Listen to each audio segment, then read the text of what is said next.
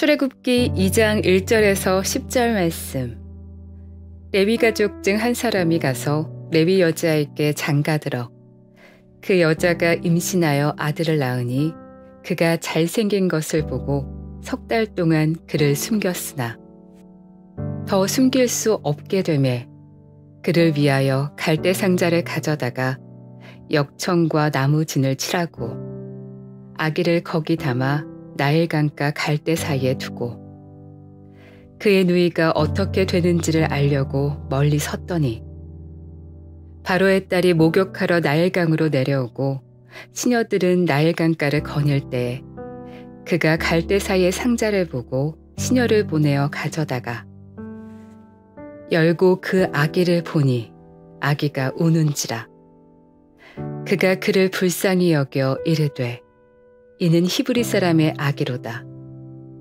그의 누이가 바로의 딸에게 이르되 내가 가서 당신을 위하여 히브리 여인 중에서 유모를 불러다가 이 아이에게 젖을 먹이게 하리이까. 바로의 딸이 그에게 이르되 가라 하매 그 소녀가 가서 그 아기의 어머니를 불러오니 바로의 딸이 그에게 이르되 이 아기를 데려다가 나를 위하여 젖을 먹이라. 내가 그 삭슬을 주리라.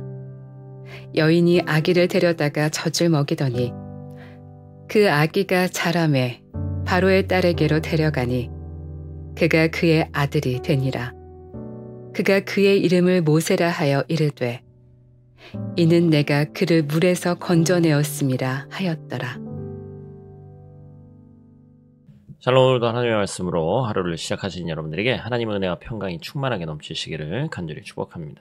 2025년 5월 20일 화요일 출애굽기 2장 1절에서 10절 말씀, 우리 건져내시는 하나님이란 제목으로 함께 말씀 나누도록 하겠습니다. 한국도 그렇지만 여기도 이 아침 일찍 새벽 같은데 밖을 다니면 참 날씨에 따라서 안개가 자욱해서 끼어서 앞에 보이지 않는 경우가 많이 있습니다. 한 치 앞도 보이지 않는 경우도 많기 때문에 잘못하면 발을 헛디딜 수도 있고 조심해야 되는 것이죠. 또 앞사람조차 잘 안 보여서 자신도 모르게 차를 또 운전하다 보면 앞차도 잘 안 보이고 막 그런 짙은 안개가 있을 때도 있어요.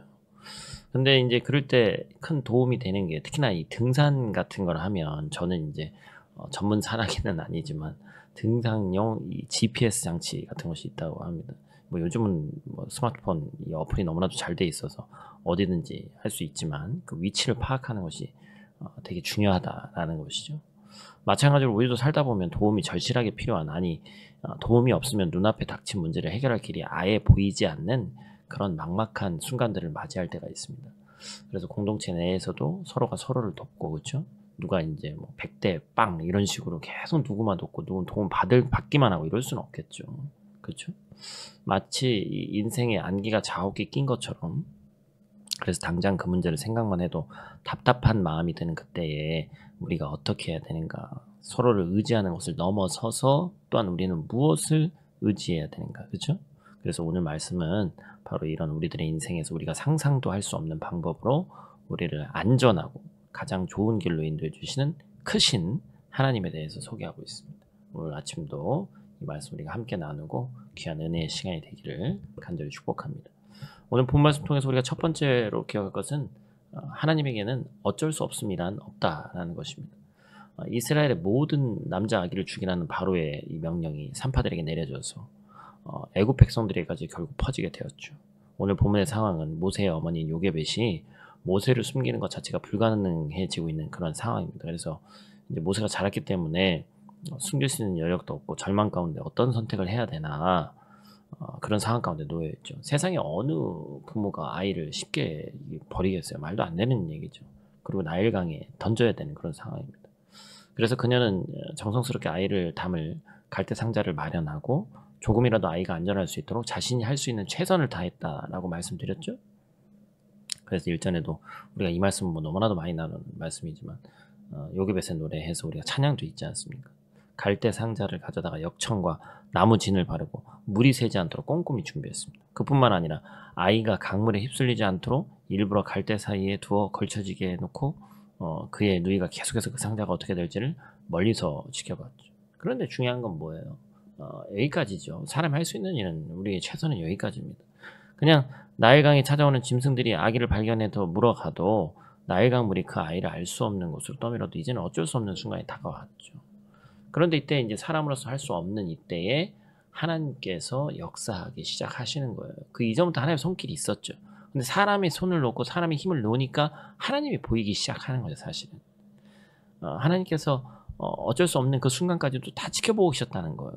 그리고 하나님은 하나님 편에서 이미 모든 것을 완벽하게 준비해 놓고 계셨다는 거 아닙니까? 본문 4절과 5절입니다. 우리 한번 같이 읽겠습니다.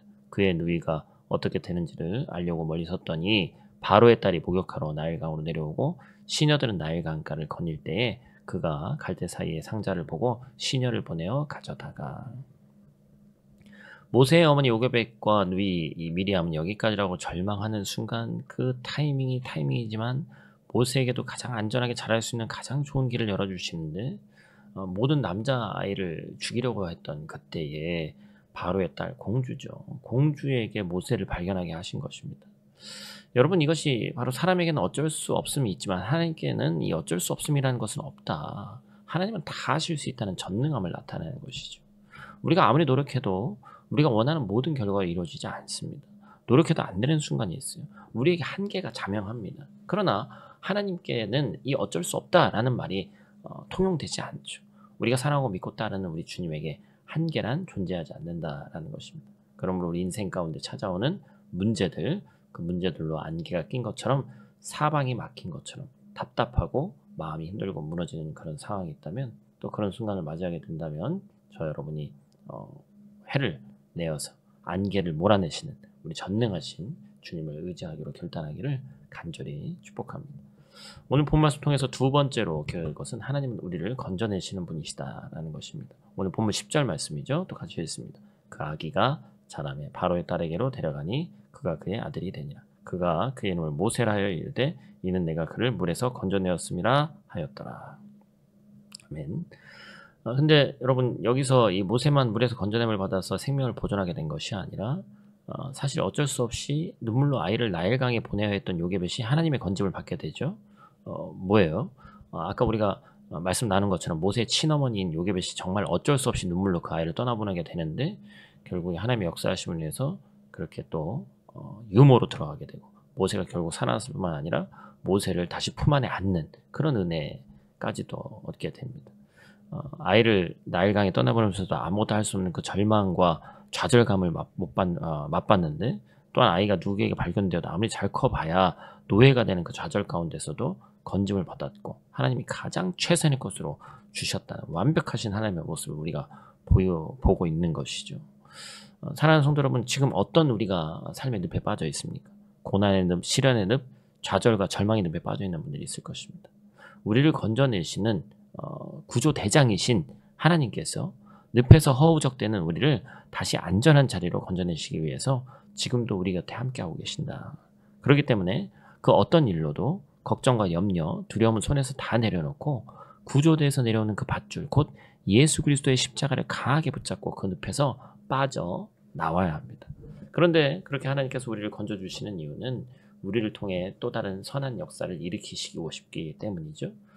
그래서 하나님의 은혜에는 섭리가 있습니다. 하나님께서 각 사람에게 은혜를 주시는 이유는 가장 먼저는 그 사람을 위함이지만 그뿐만이 아니라 그 사람을 통해 또 다른 선한 일들을 펼쳐가기를 원하시기 때문에 우리에게 은혜를 주시는 것이죠. 그래서 하나님은 은혜를 주실 때 그 사람이 누릴 만큼이 아니라 우리의 잔이 차고 흘러넘치게 주시는 것입니다. 모세를 보세요. 모세를 건져주신 하나님, 그러나 거기서 그치지 않고 그를 통해 이스라엘 모든 백성을, 아니 여호와의 이름으로 모인 모든 사람을 전부 죄와 사망의 늪에서 건져주신 것은 결코 우연이 아니라 하나님의 철저하고 선하신 계획이고 또한 아름답게 이루어지는 일임을 우리는 꼭 기억해야 됩니다. 이처럼 우리 하나님은 믿을 만하신 분이시죠. 하나님께는 어쩔 수 없음이란 존재하지 않는 전능하신 분이시다는 걸 잊지 말아야 됩니다. 그 때문에 우리가 오늘 늪에 빠진 것처럼 헤어나오지 못하는 많은 일들 가운데 먼저 하나님을 신뢰하고 맡기는 자가 되어야 됩니다.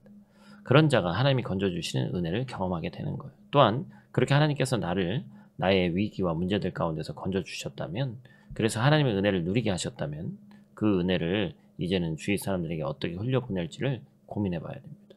하나님은 결코 은혜를 나만 누리게 하려고 주신 것이 아니다라는 걸 꼭 기억해야 돼요. 오히려 내가 전혀 생각지도 못하는 곳에서 나를 사용하시려고 은혜를 주신 것임을 기억하면서 은혜에 감사한다면 기쁨으로 그 은혜의 통로가 되기로 결단하시기를 간절히 축복합니다. 그렇게 저와 여러분이 오늘 하루도 내 삶의 작은 문제에서부터 큰 문제에 이르기까지 하나님께 아래서 하나님의 전능하심을 경험하기를 바라고, 또한 받은 그 은혜를 흘려보내서 하나님께서 귀히 쓰시는 모세와 같은 귀한 구원의 역할, 또한 청지기 역할을 잘 감당하는 거룩한 주의 백성들 되기를 간절히 축복합니다. 우리 다 같이 있는 자리에서 함께 기도하고 마치도록 하겠습니다. 사랑과 능력의 아버지 하나님, 이 아침 주의 이름을 부르며 하루를 시작해 하시니 감사를 드립니다. 오늘 우리가 마주하는 삶의 모든 많은 문제들 가운데서 우리의 힘으로 어찌할 수 없는 상황을 느낄 때가 많이 있음을 고백합니다. 그러나 오늘 말씀을 통해 다시 한번 고백합니다. 하나님께는 어쩔 수 없음이란 없는 줄 믿습니다. 모세의 어머니가 절박한 마음으로 아이를 나일강에 맡겨야 됐던 그 순간 하나님은 이미 그 모든 상황 속에서 일하고 계셨고, 가장 놀라운 인간의 생각을 뛰어넘은 방법으로 모세를 건져내셨습니다. 우리의 인생에도 그와 같은 풍성한 은혜가 우리 성도 각 가정에, 개인에게 있기를 원합니다. 우리 가운데 고난의 늪, 절망의 강, 문제의 안개 속에 갇힌 자들이 있다면 주의 강한 손으로 건져내 주시고, 그 은혜를 받은 우리가 또 누군가에게도 그 은혜를 흘러보내는 귀하고 복된 통로가 될 수 있도록 하나님 도와주시옵소서. 우리 공동체 가운데 또한 몸이 연약한 지체들이 있습니다. 또한 영적으로 연약하여 주의 전을 온전히 찾지 못하는 자들이 있습니다. 하나님 다시 한번 그들이 일어날 수 있도록 도와주시고 새 힘 허락하여 주셔서 주님만 의지하고 하나님만 신뢰하며 하루하루 걸어갈 수 있는 귀한 주의 백성 될 수 있도록 하나님 도와주시옵소서. 오늘도 함께 하심을 믿으며 예수님 귀하신 이름으로 기도드립니다. 아멘.